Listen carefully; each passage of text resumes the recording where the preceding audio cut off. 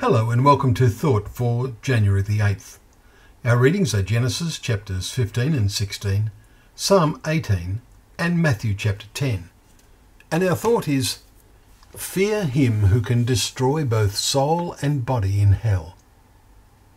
Today's 10th chapter in Matthew has quite a number of sayings of Jesus that challenge us to correctly understand what they mean as he speaks to his disciples and sends them out to preach, as we read in verse 5. Take the example that we've just quoted. What is the soul as distinct from the body?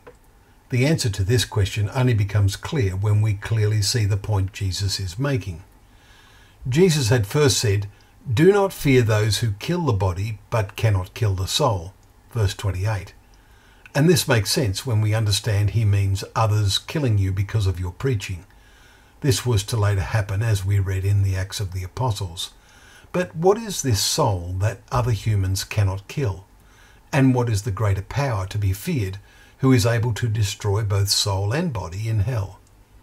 The meaning becomes clear when we understand that this greater power, the power we should really fear, is God.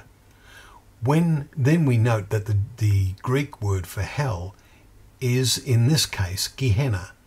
This means the rubbish dump area over the wall in one part of Jerusalem. Fires continually burned there to consume all that was useless. That was totally waste.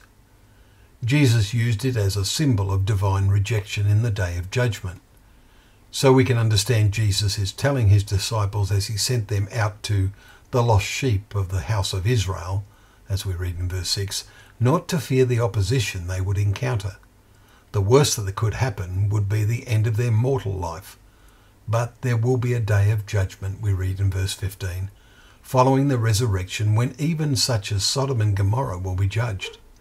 And this might surprise us, but Abraham initially thought that there would be 50 righteous there, as we will read tomorrow in Genesis chapter 18 verse 24. It will be following that judgment that God will make an eternal end of both soul and body, of all those who have not believed in him and his Son, and failed to dedicate their lives in faithful service as a result of that belief. We read of this last week in the book of Revelation. John told his readers of the vision, "When I saw the dead, great and small, standing before the throne, and the books were opened. Then another book, which is the book of life. If anyone's name was not found written in the book of life, he was thrown into the lake of fire. This is the second death, the lake of fire." Chapter. Well, thank you once again for joining us for Thought for the Day, where together we can open up the pages of God's Word, knowing it to be a lamp to our feet and a light to our path.